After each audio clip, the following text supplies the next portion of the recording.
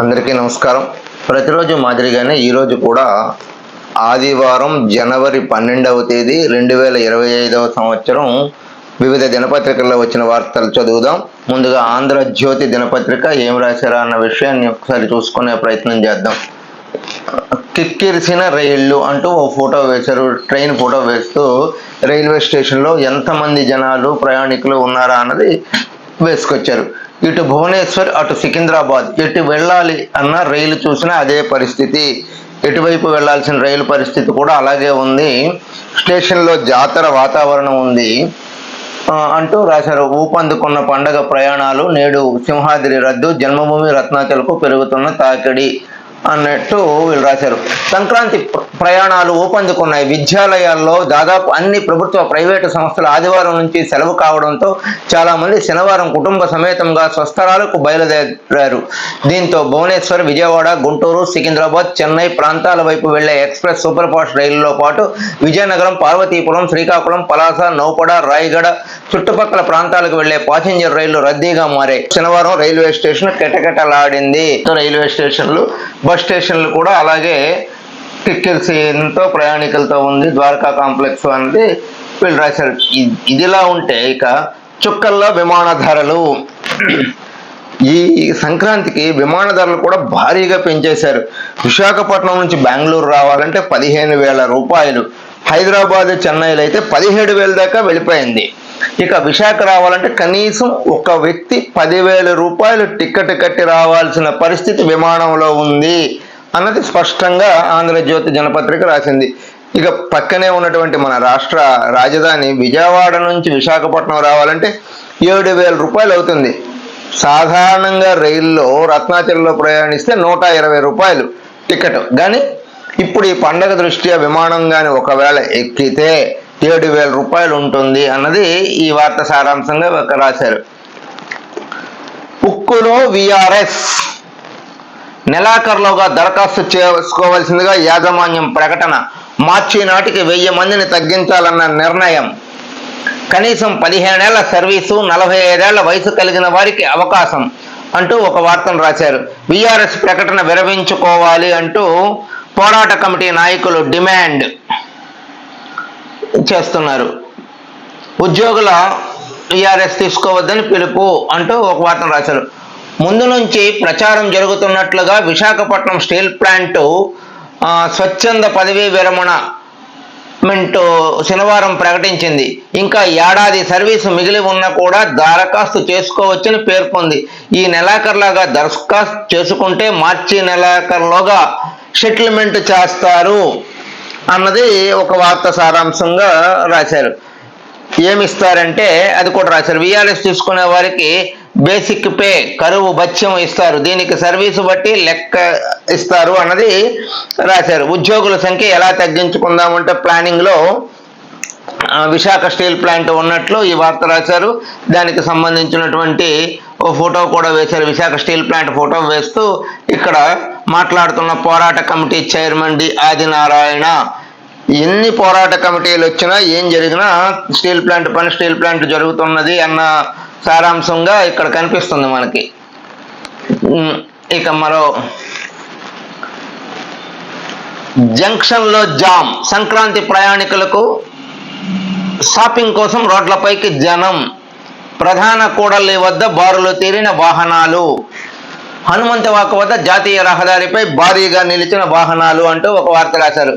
నగరంలో శనివారం ఉదయం నుంచే రోడ్ల రద్దీగా కనిపించే నగరానికి ముఖద్వారమైన హనుమంతవాక, గాజువాక, పెందుర్తి వంటి ప్రాంతాల్లో కాకుండా ఏ రోడ్డు చూసినా వాహనాల తాకిడికి ఎప్పుడూ లేనంతగా సందడి ఉంది. ప్రభుత్వ కార్యాలయాలు, విద్యా సంస్థలు శనివారం నుంచి సెలవు ప్రకటించడంతో సంక్రాంతికి సెలవులకు ప్రారంభంలోనే కావడంతో ఎక్కువ మంది స్వస్థలాలకు ప్రయాణం పెట్టుకున్నారు అన్నది ఈ వార్త సారాంశంగా రాశారు. ఇందాక మనం ఇందాక వార్తల్లో చెప్పుకున్నట్టే ఇది కూడా సేమ్ అదే మాదిరిగా, అంటే ప్రయాణికులు బయట ప్రాంతాలకు వెళ్ళడంతో శివారు ప్రాంతాల్లో ఉన్నటువంటి హనుమంతవాక, పెందుర్తి, గాజువాక ఈ ప్రాంతాల్లో విపరీతంగా రద్దీ ఏర్పడింది అన్నది ఈ వార్త సారాంశంగా వీళ్ళు రాశారు. ఇక జోరుగా బెట్టింగు. తమ ఇళ్ల నుంచే ఆన్లైన్ నిర్వహణ. ఇటీవల ఒక ముఠాపై సిపికి ఫిర్యాదు. పెదవాల్తేర్ రవికుమార్ అనే బుకీని అదుపులోకి తీసుకున్న పోలీసులు. వదిలేయాలంటూ నేతల ఫోన్లు. మిగిలిన వారిని ముఠాలో నుంచి అరెస్టు చేయకుండా చూడాలన్నది ఒత్తిళ్లు, రాజకీయ ఒత్తిళ్లు వస్తున్నాయి. పోలీసులు ఏమి చేస్తారా అన్న దానిపై సర్వత్రా ఆసక్తిగా చూస్తున్నారు. నగరంలో ప్రతి వీధిలోనూ బెట్టింగ్ ముఠాలు తయారై అంతర్జాతీయ క్రికెట్ మ్యాచ్ కాకుండా వివిధ దేశాల్లో జరిగే లీగ్ మ్యాచ్లపై బెట్టింగ్లు నిర్వహిస్తున్నారు. గతంలో మాదిరిగా హోటళ్లు అద్దెకు తీసుకుని ప్లాట్ నుంచి కాకుండా బుకేలు తమ ఇళ్ల నుంచి ఆన్లైన్ బెట్టింగ్ నిర్వహిస్తున్నారు. చాప కింద నీరులా సాగిపోతున్న బెట్టింగ్ ముఠా వ్యవహారాలు ఇటీవల ఒక ముఠా గుట్టును టాస్క్ ఫోర్సు ఛేదించింది. రద్దు చేయడంతో బట్టబయలైంది. అయితే నిందితులను అరెస్టు చేయకుండా నగరానికి చెందిన ఓ ప్రతినిధి కొందరుకు నేరుగా పోలీసులపై ఒత్తిడి తెస్తున్నట్లు సమాచారం. ఈ బెట్టింగ్లు గతంలో ఎలా జరిగాయంటే, ఒక హోటల్లో ఒక రూమ్ తీసుకుని ఆ రూమ్ నుంచి సెల్ ఫోన్లు, ల్యాప్టాప్లు ఇవన్నీ ద్వారా బెట్టింగ్ జరిగేది. కానీ ఈసారి ఏమైంది అంటే, ఈ రాజకీయ నాయకులు ఒత్తిడి ఎక్కువైంది, వాళ్ళని విడిపించాలి అంటూ ఈ వార్త సారాంశంగా ఆంధ్రజ్యోతి దినపత్రిక జోరుగా బెట్టింగ్ పేరుతో ఒక వార్త రాసింది. ఇక మనం ఈనాడు దినపత్రికకి వెళితే ఈనాడులో ఏం రాశారా అన్నది ఒకసారి మనం చూసుకునే ప్రయత్నం చేద్దాం. పండగ రద్దీ. సంక్రాంతి నేపథ్యంలో విశాఖ నగరం నుంచి సొంతూర్లకు వెళ్లే ప్రయాణికులు రైల్వే స్టేషన్, ఆర్టీసీ బస్సులతో శనివారం కిటకిటలాడాయి. అలాగే వివిధ ప్రాంతాలకు నగరానికి వచ్చిన వారిలో కూడల వద్ద రద్దీగా మారాయి. ఇందాక మనం వేరే దినపత్రికల్లో చెప్పుకున్నట్టే ఇది కూడా అలాగే రాశారు. జగదాంబ జంక్షన్లో షాపింగ్ కోసం ఎలా జనాలు ఉన్నారు, బస్ స్టాండ్ దగ్గర బస్సు ఎక్కుతున్నప్పుడు ఎట్లా ఎక్కుతున్నారు, రైల్వే స్టేషన్ కోసం ఎలా పాటలు పడుతున్నారు ఫోటో వేసి రాశారు. కైలాసగిరిపై ఇష్టారాజ్యం. ఫోటోగ్రాఫర్ల నుంచి తీసుకునే అద్దెలోనూ వ్యత్యాసాలు ఉన్నాయి. అలాగే ఒక విస్తీర్ణం ఉన్న వివిధ ఆహార విక్రయ కేంద్రాల నుంచి తీసుకుంటున్న అద్దెలోనూ భారీగా తేడాలుంటున్నాయి అని రాశాడు. నేతల అండతో కొందరి పెత్తనం. వైకాపా హయాంలో తక్కువ అద్దెకే కేటాయింపులు. అధికారికంగా అనధికారికంగా విస్తరించిన రెస్టారెంట్ అంటూ ఫోటో రెస్టారెంట్ అది వేశారు. వైకాపా ప్రభుత్వం హయాంలో కైలాసగిరి కొండపై అక్రమాలు నిలయంగా మారింది. కొందరు నేతల దన్నుతో ఎక్కడికక్కడే వాణిజ్య దుకాణాలు ఏర్పాటు చేశారు. కొండపై ప్రస్తుతం 58 దుకాణాలు ఉన్నాయి. వాటిలో 25 గత ప్రభుత్వంలో ఏర్పాటు చేసినవే. ఇందులో నిబంధనల ప్రకారం కేటాయించినవి తక్కువే, సిఫార్సులతో ఇచ్చినవి ఎక్కువ. అది కాకుండా తక్కువ ధరలకు కేటాయించడంపై విమర్శలు వస్తున్నాయి. అంటే మన కైలాసగిరిపై ప్రభుత్వం 58 దుకాణాలుంటే ఏర్పాటు ఉంటే వాటిలో 25 అనధికారికంగా ఉన్నాయి. గత వైసీపీ హయాంలోపే ఇవి ఇచ్చారు అన్నది ఈ వార్త సారాంశంగా రాశారు. నిన్న అవన్నీ ఒకసారి చెక్ చేయడంతో ఇది బయటపడినట్టు తెలుస్తుంది. ఇక నోరూరేలా ఆహార అనేలా, నోరూరేలా ఆహా అనేలా అంటూ వంటకాలకి చాలా మంది ప్రయారిటీ ఇస్తారు. అందరు ఇంట్లో చేసుకుంటారు. మొత్తానికి ఆదివారం ప్రత్యేక పేపర్ దినపత్రికలో ఇది రాశారు. దుకాణాల్లో సంక్రాంతి వంటకాలు తయారు. ఆ గుమగుమల వైపే కొనుగోలుదారుల ఆసక్తి. సంక్రాంతి అనగానే ముందుగా గుర్తొచ్చేది నోరూరించే సాంప్రదాయ రుచులు. గతంలో పండగకు నెల రోజుల ముందు నుంచే రకరకాల పిండి వంటల తయారీ ప్రారంభించేవారు. అరిసెలు, కజ్జికాయలు, బూరెలు, పొంగడాలు, సున్నుండలు, సకినాలు, జంతికలు భారీగా తయారు చేసేవారు. ప్రతి ఇంటిలో ఈ గుమగుమలే ఉండేవి. కానీ ప్రస్తుతం చాలా మందికి వాటిని ఎలా తయారు చేయాలో కూడా తెలియని పరిస్థితుల్లో షాపుల్ని ఆస్వాదిస్తున్నారు అన్నది ఈ వార్త సారాంశంగా రాశారు. అంటే ఒకప్పుడు పండగ వస్తే ఇంట్లో అవ్వాతాతలు, మనవళ్ళు, మనవరాళ్ళ దగ్గర వరకు అందరూ కలిసి పిండి వంటల్లో సహాయం చేసి పిండి వంటలు చేసేవారు. నెల రోజుల ముందుగానే ఈ ప్రక్రియ ప్రారంభించేవారు. కానీ ఇప్పుడు రాను ఏమైపోయిందంటే, షాపులకు వెళ్ళి అదే రకాల షాపుల్లో దొరకడంతో షాపులకు వెళ్ళి కొనుక్కొని వచ్చేస్తున్నారు. ఇలా అయిపోతుంది. షాపుల్లో కూడా ప్రత్యేక ప్యాకేజీలు పెట్టి అమ్ముతున్నారు అన్నది ఈ వార్త సారాంశంగా రాశారు. ఇక నృత్య మార్గం. విద్యార్థిని ప్రాణాలు బలికొన్న వేగ నియంత్రణ. రద్దీదారుల్లో కనీసం ఇంజనీరింగ్ ప్రమాణాలు పాటించకుండా వస్తున్న వేగ నియంత్రణ స్పీడ్ బ్రేకర్లు ప్రజల ప్రాణాలని బలి తీసుకుంటున్నాయి. భోని ఆనందపురం మార్గంలో శనివారం ఓ విద్యార్థిని మృతికి వేగ నియంత్రణే కారణమైంది. ఈ మార్గంలో 2 నెలలు రాకుండే 2 నిండు ప్రాణాలు గాల్లో కలిసిపోయాయి అంటూ ఒక వార్తను రాశారు. విద్యార్థిని ప్రాణాలు బలికొన్న వేగ నియంత్రణ. ఈ స్పీడ్ బ్రేకర్లు వేస్తే కొంతమందికి ఆ స్పీడ్ బ్రేకర్లు అక్కడ ఉన్నాయని తెలియకపోవడం, చాలా స్పీడ్గా రావడం, దాని మీద నుంచి వెళ్ళిపోయి పడిపోవడం, ఇలా చాలా జరిగాయి అంటూ కొండ్రు భరణి 17 తగరపలస ఇంజనీరింగ్ కాలేజీలో చదువుతుంది.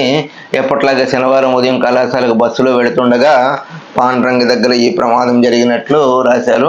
మొత్తానికి ఈ ప్రమాదంతో ఆమె అనంత లోకాలకు వెళ్ళిపోయింది అన్నది వార్త సారాంశంగా రాశారు. ఇక 50 కోట్ల విలువైన సింహాచలం భూమి స్వాధీనం, న్యాయస్థానం ఉత్తర్వులు చూపించిన ఈవో త్రినాథరావు అధికారులు. న్యాయ వివాదంలో ఉన్న సుమారు 50 కోట్ల విలువ చేసే భూమిని సింహాచలం దేవస్థానం అధికారులు స్వాధీనం చేసుకున్నారు. ఇందుకు సంబంధించి ఈవో వేండ్ర త్రినాథరావు తెలిపిన వివరాలు కూడా ఇలా ఉన్నాయి. పాత గోశాల కూడలి సమీపంలోని బాలాజీనగర్ వద్ద వేపగుంట గ్రామ రెవెన్యూ పరిధి సర్వే నెంబర్ 181లో 3.40 ఎకరాల మామిడి తోట ఉన్న భూమి దేవస్థానం ఉంది. ఈ భూమి తమదంటూ చెల్లా వసంత తదితరులు 2010లో హైకోర్టులో రిట్టు వేశారు. దీనిపై న్యాయస్థానం తాజాగా దేవస్థానం శాఖ చట్ట సెక్షన్ ప్రకారం ట్రిబ్యునల్లో వివాదం తేల్చుకొని ఉత్తర్వులు జారీ చేసింది. అయితే ఇక్కడ ఉన్నటువంటి ఈ ఫోటోను చూశారు కదా, త్రినాథరావు అధికారులు ఉత్తర్వులు చూపిస్తున్నారనమాట. అంటే సింహాచలం భూమి స్వాధీనం చేసుకున్నారు. 50 కోట్ల రూపాయల విలువైన భూమి హైకోర్టు ట్రిబ్యునల్ కోర్టుకి ట్రాన్స్ఫర్ చేస్తే ట్రిబ్యునల్ కోర్టులో వీళ్ళు గెలిచినట్లు ఇక్కడ ఈ ఫోటో సారాంశం రాశారు. ఇది ఈనాడు దినపత్రికలో వచ్చిన వార్తలు. ఇక ఆంధ్రప్రభ దినపత్రికలో ఏం రాశారా అన్నది ఒక్కసారి చూసుకునే ప్రయత్నం చేద్దాం.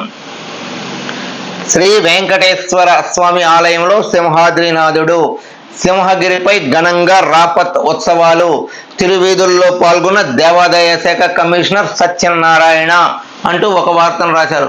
పర్యాటక ప్రాంతాలు కలకల, పాల సముద్రంగా తలపిస్తున్న మంచు సోయగాలు, వంజంగి హిల్స్కు భారీగా పోటెత్తుతున్న పర్యాటకులు, కొత్తపల్లి జలపాతం వద్దే రద్దీ అంటూ ఒక వార్తను వీళ్ళు రాశారు. ఇటీవల చలికాలం ఆపే వారం రోజుల పైకి పండగ సెలవులు కావడంతో అల్లూరు జిల్లాలోని పలు పర్యాటక కేంద్రాలు ఇతర ప్రాంతాల నుంచి వేలాది మంది పర్యాటకులతో కలకలలాడుతున్నాయి. ఉమ్మడి విశాఖ జిల్లాలో ఉన్నటువంటి వంజంగి ఇవన్నీ ఇప్పుడు జిల్లాలు మారిపోవడంతో అక్కడ వంజంగి అల్లూరు జిల్లాకి వెళ్ళడంతో అక్కడ పర్యాటకులు చాలా ఎక్కువ సంఖ్యలో అక్కడికి జలపాతం దగ్గరికి వెళుతున్నారు అన్నది ఈ వార్త సారాంశంగా రాశారు. ఇక పండగ వచ్చేసింది, నూతన వస్త్రాల కొనుగోళ్ల సందడి, ఊరంతా మొదలైన పండగ శోభ, పల్లెల్లో సంక్రాంతి శోభ, సొంత ఊళ్లకు తరలుతున్న ప్రజలు, బస్సులు రైళ్లలో రవాణా అంతా కిటకిట అంటూ ఒక వార్తని వీళ్ళు రాశారు.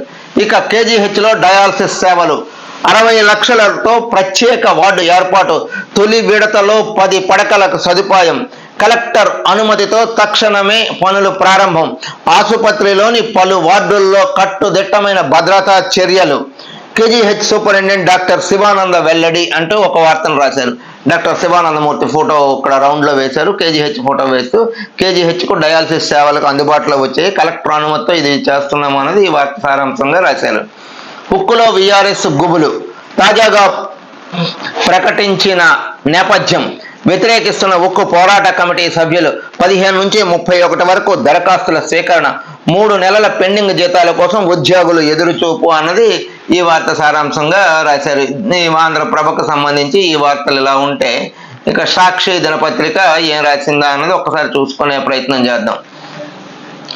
కిక్కిరిసిన రైళ్లు బస్సులు, అన్ని దినపత్రికల్లో మ్యాక్సిమం ఇదే వార్త రాశారు.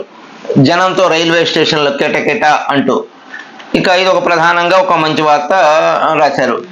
ప్రైవేటు బస్సుల్లో నిలువు దోపిడీ, డిమాండ్కు సరిపడగా బస్సు సర్వీసులు నడపని ఆర్టీసీ, అనవసరంగా అవసరాన్ని ఆసరాగా చేసుకొని దోచుకుంటున్న ప్రైవేటు ట్రావెల్స్, హైదరాబాద్ బెజవాడని రావాలి అంటే ఛార్జీలు అదనం 2.5 రెట్లు ఛార్జీలు పెంచేసిన యాజమాన్యం అంటూ ఒక వార్తను వీళ్ళు ప్రధానంగా రాసుకొచ్చారు.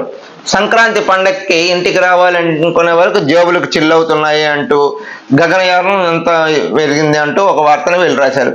అంటే ప్రైవేటు బస్సులు బాగా దోచేసుకుంటున్నాయి, వేలాది రూపాయల టికెట్లు కట్టుకొని రావాల్సిన పరిస్థితి ఏర్పడింది, వందల్లో ఉన్నటువంటి టికెట్లు వేలల్లోకి మార్చేశారు అంటూ ఒక వార్తను వీళ్ళు చాలా విపులంగా రాశారు. దాని టికెట్లు కూడా వేస్తూ రాశారు. విశాఖ నుంచి విజయవాడ టికెట్ ధరలు ఎలా ఉన్నాయి, విశాఖ నుంచి హైదరాబాద్కు టికెట్ ధరలు ఎలా ఉన్నాయి, ఎలా బుక్ చేసుకున్నాం, 12వ తేదీ ఆదివారం ఎలా ఉన్నాయి, 19వ తేదీ ఆదివారం ఎలాగా, 13వ తేదీ సోమవారం, 19వ తేదీ ఆదివారం ఎలా ఉన్నాయి అన్నది రాశారు. విమాన టికెట్లు ఎలా. ట్రావెల్స్ బస్సులపై దాడులు, ప్రైవేటు బస్సులను తనిఖీ చేస్తున్న రవాణా శాఖ అధికారులు. ఈ కామన్గా పండగల్లో ఇలా చేయడం ఆనవాయితీగా వస్తుంటుంది. అధికారులు కూడా ఎప్పటికప్పుడు తనిఖీలు చేస్తూ కొంత కంట్రోల్ చేయడానికి ప్రయత్నం చేస్తుంటారు, కానీ ఈ పండగ సీజన్లో అవి ఏవి జరగట్లేదు. ఒక వార్తను వీళ్ళు రాశారు. ఛార్జీలు పెరగడంపై చూశారండి. విశాఖ భూములపై కిలాడి చూపు అంటూ ఒక వార్తని ప్రధానంగా రాశారు. డీ పట్టా భూములను దోచుకునేందుకు పక్కాగా ప్లాన్, భీమిలి అనంతపురం ప్రాంతాలపై ప్రత్యేక దృష్టి పెట్టారు. రెవెన్యూ అధికారుల ద్వారా వివరాలు సేకరణ, ప్రధాని పర్యటన ఏర్పాట్లలోనూ హడావుడి చేశారు అంటూ కోట్ల విలువైన భూమిని కిలాడిపై కన్నుపడింది. ఫ్రీ హోల్డ్ భూములను చేజిక్కించుకునేందుకు చిన్న బాస్ క్లాస్మేట్ కిలాడి విశాఖలో మకాం వేసినట్లు తెలుస్తుంది. ప్రధాని పర్యటనలో కూడా ఇలా ఆయన చేదు అంటే చిన్న బాసు అంటూ ఒక వార్తను రాశారు. చిన్నబాసు క్లాస్మేట్ విశాఖపై దృష్టి పెట్టారు. విశాఖలో ఉన్నటువంటి భూములు ఫ్రీ హోల్డ్ చేసుకునేందుకు ఆయన పాములు కదుపుతున్నారు అన్నది ఒక వార్తని వీళ్ళు రాసుకొచ్చారు. ఇన్వెస్టిగేషన్ ఐటమ్ అంటారు దీన్ని, ఇది రాసుకొచ్చారు. గవర్నర్కు ఘన స్వాగతం. గవర్నర్ అబ్దుల్ నజీర్ శనివారం రాత్రి విశాఖ చేరుకున్నారు. ఆయనకు విశాఖ విమానాశ్రయంలో కలెక్టర్ హరిహేంద్ర ప్రసాద్, పోలీస్ కమిషనర్ శంఖభక్త భక్తి స్వాగతం పలికారు. విమానాశ్రయం నుంచి నేరుగా గ్రే హౌన్స్ హోటల్కి, గ్రాండ్ బే హోటల్కి వెళ్ళారు అన్నది ఈ వార్త సారాంశంగా రాశారు. ఇక సంక్రాంతి అంటే రైతుల పండగ, భోగి మంటలు వేస్తున్న మాజీ మంత్రి గుడివాడ అమర్నాథ్, వైఎస్ఆర్సీపీ మహిళా ప్రతినిధులు అంటూ ఒక వార్తని వీళ్ళు రాశారు. కూటమి ప్రభుత్వ పాలనలో రైతులకు అన్యాయం జరిగిందంటూ మాజీ మంత్రి అమర్నాథ్ మండిపాటు. వైఎస్ఆర్ కార్యాలయంలో ఘనంగా సంక్రాంతి పండగలు. ఈ సంక్రాంతి పండుగలు అందరూ చేసుకుంటారు. అందులో భాగంగా రాజకీయ నాయకులు కూడా వాళ్ళ కార్యాలయాల్లో పండుగలు చేస్తుంటారు. అందులో భాగంగానే ప్రస్తుతం వైసీపీ జిల్లా అధ్యక్షుడు మాజీ మంత్రి గుడివాడ అమర్నాథ్ ముఖ్య అతిథిగా పాల్గొని ఈ కార్యక్రమాన్ని చేశారు. మొత్తం మీద చూసుకుంటే వైసీపీకి సంబంధించినటువంటి మహిళలందరూ పాల్గొని ఆ కార్యక్రమంలో పాల్గొని చేసుకున్నారు భోగి అన్నది ఆ వార్త సారాంశంగా రాశారు. మాజీ విప్పు అలాగే ఎమ్మెల్యే ధర్మశ్రీ కూడా, మాజీ ఎమ్మెల్యే అనమాట ధర్మశ్రీ కూడా పాల్గొని పార్టీ కార్యాలయంలో నిన్న ఉదయం శనివారం అక్కడ కార్యక్రమం జరిగినట్లు ఈ వార్త సారాంశం రాశారు. అలాగే ఫోటోలో వరుడి కళ్యాణి కూడా ఉంది. అలాగే మొత్తం మీద మహిళలు అందరూ ఉండి ఈ కార్యక్రమం చేసినట్టు ఈ ఫోటో రాశారు.